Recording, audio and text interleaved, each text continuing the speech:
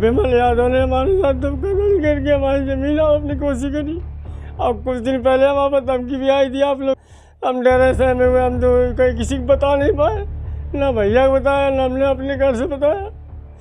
विमल यादव के मकड़ जाल में फंसे अब कानपुर देहात के लोग खुलकर सामने आने लगे हैं। हमारे साथ में कुछ लोग भी हैं जिन्होंने फ्रॉड इनके साथ भी हुआ है, विमल यादव ने अपना शिकार बनाया है। सर क्या नाम है, किस तरीके से आपको शक किया गया? हमारा नाम अतीक रायन है, हम अकबरपुर अयोध्यानगर के निवासी हैं और विमल यादव ने हमारे साथ धोखाधड़ी करके हमारी ज़मीन अपनी कोशिश करी।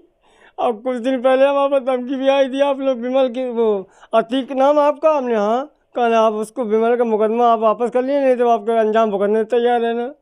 हम डरे सहमे हुए, हम तो कहीं किसी को बता नहीं पाए, ना भैया को बताया ना हमने अपने घर से बताया।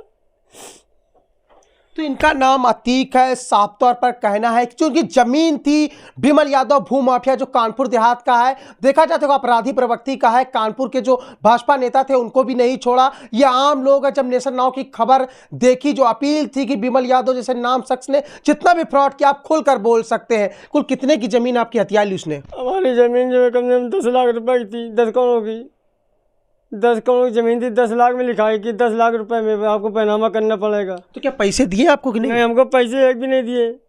उसमें पैसे 4 लाख लिखा दिए कि यहाँ 4 लाख दिए एक भी नहीं है। अच्छा, जिस तरीके से महिलाओं को मोहरा बनाकर धमकाते हैं, डराते हैं, क्या आपके पास इस तरह कभी डराया धमकाया आपको भी? औरतें नहीं आई, लेकिन इनके आदमी कुछ आए थे। अब हमें कौन ये आदमी कौन है कौन नहीं है, ये हमसे ये कह रहे थे कि अतीक तुम्हारा नाम। हमने हाँ कहा, तुमने विमल यादव से मुकदमा वापस ले लो, नहीं तो आपको अंजाम भुगतने तैयार है ना। तो हम डरे सहमे, किसी से बताया नहीं, चुपचाप बने रहे थे गुमसुम। इस बीच क्या पुलिस से न्याय की गुहार लगाई थी आप लोगों ने? डरे हुए थे, हम किससे कहाँ जाके अपनी बात किससे कहें। हमारे भैया प्रदीप भैया ने बताया थे तुम्हें क्या प्रॉब्लम है, क्या बात है। हमने ऐसी बात है वहाँ साथ धोखाधड़ी किया, कल तुम परेशान ना हो तो वहाँ पास हम तुमको बुलाएंगे, वहाँ भैया से बात कराएंगे तुम्हारी। तो हम आए, हमने मान नहीं रहे थे कि चुपचाप बैठे थे घर पे, दुकान पे बैठे रहे थे। सवाल लाजमी है और जवाब भी लाजमी है। जब भारतीय जनता पार्टी के नेता नहीं बच रहे हैं विमल यादव के मकड़ जाल से, तो आम लोग क्या कहना, क्या कहेंगे आप इस पर? हम चले गए थे बाहर जी। जब हमको मालूम हुआ तब यहाँ आए हम, जब इनसे जानकारी करी हमने, तो उसने ये कहा कि हमने तो अतीक से लिखवा ली है ज़मीन। तो हमने कहा ऐसे लिखवा ली है बगैर हमारे लोगों की इजाज़त? ऐसा है, हम ज़मीन नहीं बेचेंगे, हम ज़मीन हमारी वापस करो। तो कहने लगे, हम कुछ दिन बाद टहलाता रहा, इसके बाद ज़मीन वापस करने की बात करता रहा कि हमारा खर्चा जो लगा वो दे दो। तो हमने कहा जो खर्चा लगा है वो हम दे देंगे, लेकिन बशर्ते आप वापस करिए इसको।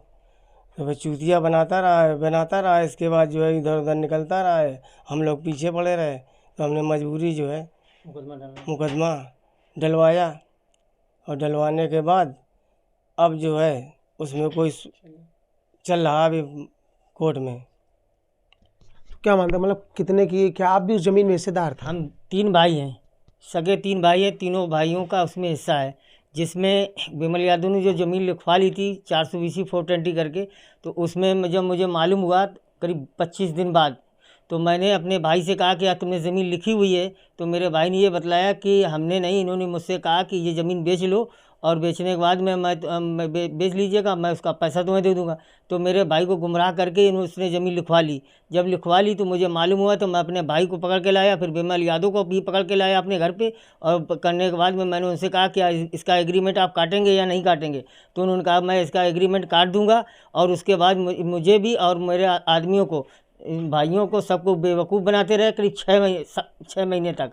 6 महीने के बाद में वो यहाँ से लापता हो गए। फिर मैंने ढूंढने की कोशिश की, करीब 1 साल तक वो मुझे नहीं मिले।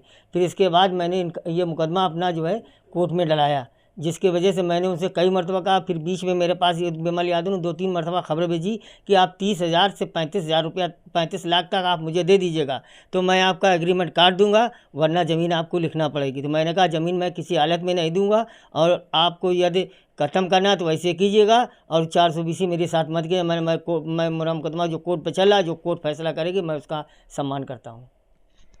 क्या महिला क्या पुरुष, वो किसी को नहीं छोड़ता था, सबको अपना शिकार बना लेता था, बेशकीमती जमीनों को बहला फुसला कर हथिया लेता था। उसके बाद जो पैसे बताता था वो पैसे भी नहीं देता था। आज अब इसके बाद हम आपको मिलवाने वाले हैं अकबरपुर की उस महिला से भी जिसकी जमीन चंद रुपयों में हड़पने की कोशिश की, यहां तक कि उसके मकान को भी नहीं छोड़ा।